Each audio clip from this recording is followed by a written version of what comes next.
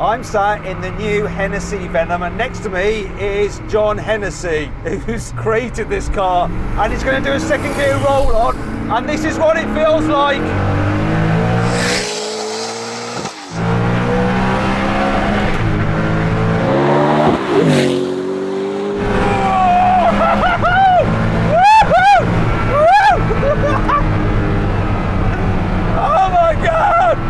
Anyway, in this video, I'm going to talk you around the car, I'm going to take it for a drive, and then test its performance for myself.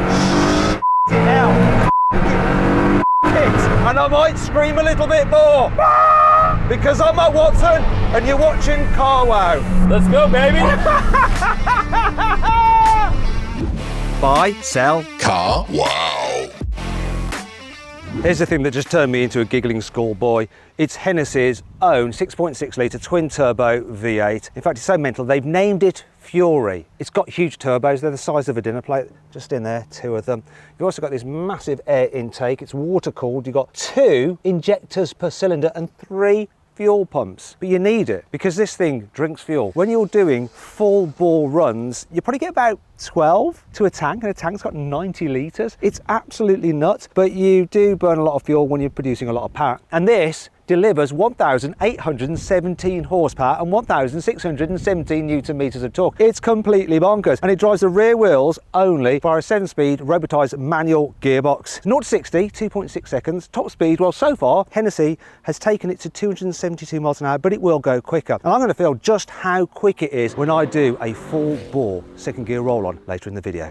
If you have some serious power, you need some serious brakes, and this car has some. So you've got Brembo carbon ceramics front and back, 390mm disc front and back, and 6 piston calipers at the front, 4 pistons at the rear. Apparently this car will pull 1.4 Gs under braking. The tyres are interesting. They're off-the-shelf Michelin Pilot Sport Cup 2s. Sometimes hypercars, such as a Bugatti Chiron Supersport, for example, have bespoke tyres, which means that they're very, very expensive to replace. Not so much here. By the way, if you like videos on hypercars such as this, make sure you subscribe to this channel and hit the bell icon to turn your notifications on. That way, you won't miss a single upload.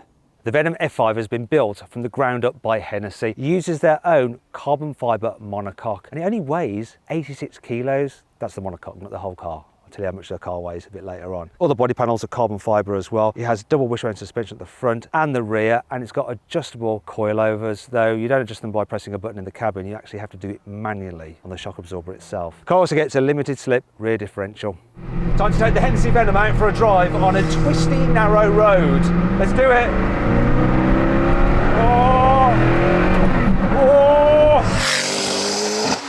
Oh my God, this thing's so quick.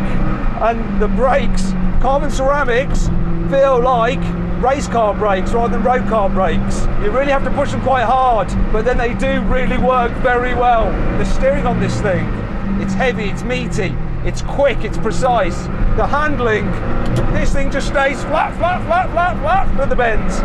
But I'm not going to go flat, flat, flat, flat out because it's so tight, there's loads of trees, and I might end up in a very expensive and nasty accident.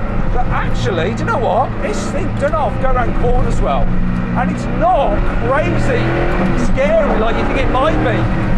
But you do feel so much through your hands, through your bum. You can tell that it's not heavy as well. You know, by modern car standards and modern hypercars, something like a Chiron is way heavier than this. That means it's more responsive and darting. Look at that! I'll tell you what, the best way to sum up how this car feels to drive is it's a bit like someone made a Lotus Elise very mad, and then it turned into like this car Hulk. That's what the Hennessy Venom is. It's nuts.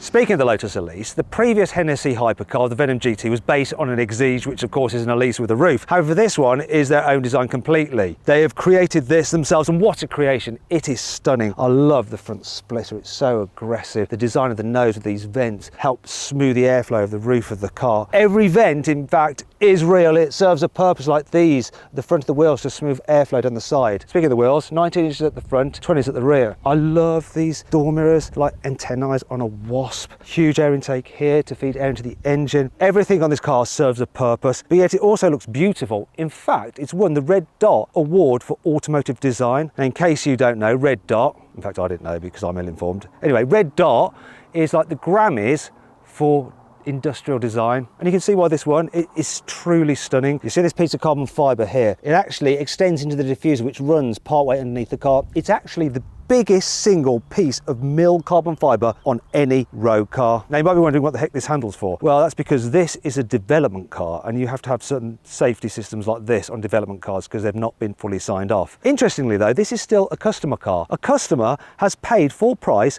for a development vehicle because they want to have the very first Hennessy Venom F5, and they're letting Hennessy take it all around Europe and show people such as me and let me drive it. I think that is really cool, and I thank them for letting me drive their car. The inside of the Venom F5 is also a really nice piece of design. It's quite simplistic, but also very, very cool. Feels expensive with the leather, the carbon, real nice simple layout, the vertically stacked air vents there. This is the controller for the climate. Look, it's dead simple. And you've got your window switches, your nose lift, all that kind of stuff. A lot of the functions are actually on the steering wheel, which is a yoke, just like a racing car, not like a Tesla before you start saying that. Behind the carbon fibre wheel, there's some lovely metal gear select pedals, and have a listen to them.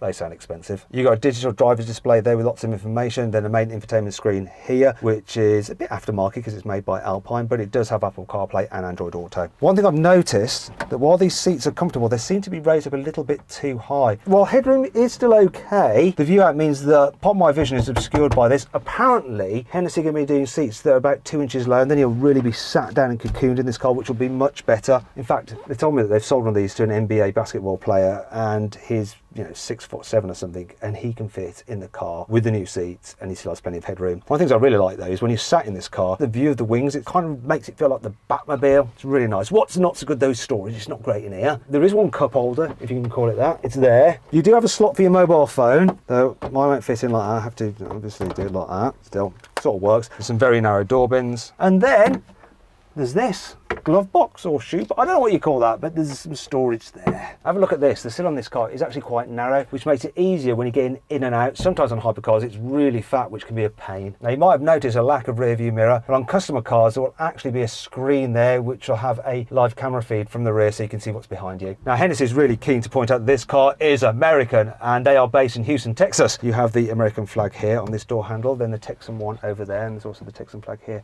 on this seat. You're probably wondering though, how much does this thing cost? Well, it's £2 million. Quite a lot of money, but less expensive than a Bugatti Chiron Supersport. And if you want to see my full in-depth video review of that car, click on the pop-out banner up there, for the link in the description below. I see how fast I can drive it on the Autobahn without crashing. Now, if you just want to cruise along in the Hennessy Venom, you can do. The fueling is a little bit kind of jerky. The noise is a little bit loud. The suspension is a little bit firm. The steering is a little bit meaty. The gearbox is a little bit jolty. You can do it. You probably won't want to, but you can. And that brings on to 5 annoying things about this car. You see, it's so loud in here, even when you're just cruising about, that you cannot hold a phone conversation. You need to run the F5 Venom on E85 105 octane rated fuel in order to get the full 1,817 horsepower. If you fill it up with normal super and leaded with just 98 octane, then you only get a measly 1,542 horsepower. Depending on where the sun is, you get some really nasty reflections of the dash in the windscreen. You can't see it right now because we've got a polarizing lens on our camera, but if we turn the polarizer, you'll see what you as the driver would see. Yeah, it's especially bad with a light dash top. Ah! The pedal box is quite tight, and that is the footrest for your left foot, and it's really small, and what happens is your foot just slides off it and you end up resting it underneath the brake pedal, which is not a very good place for it. The indicators don't auto switch off once you've turned the wheel, and you can't hear them tick-tocking either because there's no noise. Matt, remember this is a development vehicle, so on the production models we're going to update the taillights, update the footrest and the dash, fix all the issues. This is Jason, by the way, from Hennessy, and he's just ruined this whole section of the video. Thankfully, this car has plenty of cool features to help make up for all this. Here's 5. While Hennessy has only managed a mere 272 miles an hour with this car, the theoretical top speed, when you take into account the power, the gearing, the weight, the drag, is 334 miles an hour. Now Hennessy are going to actually try and set a world record with it, and they reckon they'll be able to do 310 miles an hour for real, and that'll make this the fastest road car in the world. Believe it or not, this car does have a rev limit. It's for homologation rules. However, it doesn't matter so much because it's just so damn loud. Go on, rev it up. cuts it off. And what car with a rev limiter makes pops and bangs like that? It's even better when you're driving it because then there's no limiter and it will shoot flames from its exhaust. Considering it's a hypercar with loads of power, the Venom F5 is reasonably light. It weighs in at 1,385 kilos. That means it's lighter than a Rimac Navara, a Bugatti Chiron Supersport. It's also lighter than a Koenigsegg Jesko, and it's even lighter than the latest Lotus.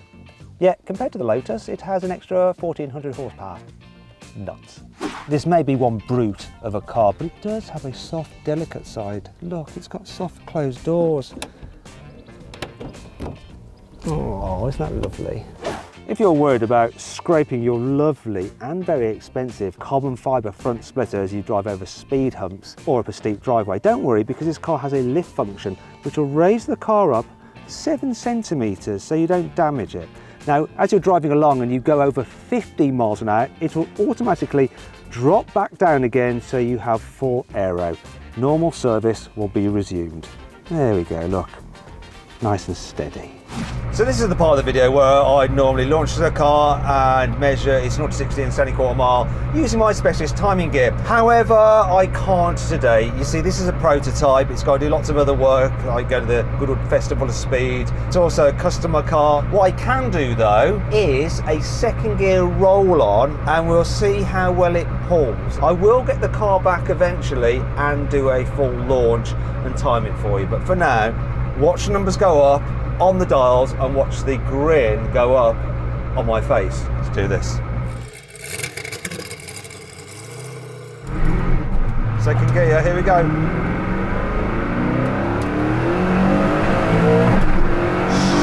Shit it now.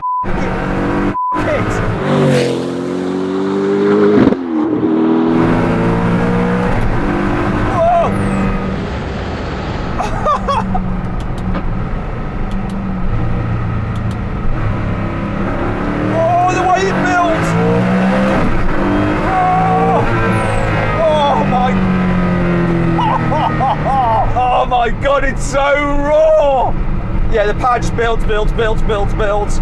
When you change gear, it's a bit jolty. It's not like your dual clutch that you get in your normal supercars. It reminds me of the Lamborghini Aventador's single clutch robotized manual. Apparently though, they are working on that. They're going to improve the gearbox. If you're into cars that really make you feel something, you're going to be into this Hennessy Venom. John, you know I'm only supposed to have like one high-speed run. Please can I have another? Yeah, of course. Thanks. Of course you can. Okay, gotta go do it now. No more than 2. No more than 2. Okay, all right. Okay, I'll make this one count. Right, Okay then, let's go again.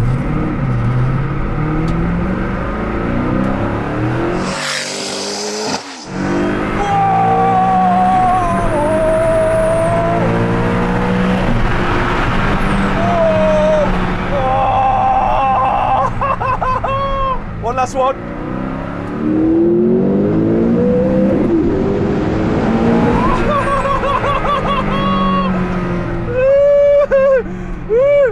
Oh, this is just a video of some middle-aged man going, "Ah!" when he's going quickly. That never gets dull. So interesting, like comparing that experience to the experience I've had in the Bugatti Chiron Supersport, which is much calmer in the way it accelerates, and also comparing it to the Rimac Navara, which is like bang straight on it, then slowly tails off. This is the other way around, like builds, and it's just so raw and everything's like vibrating and your mind's just going crazy. Hell yeah! Yeah! God bless the good old United States of America.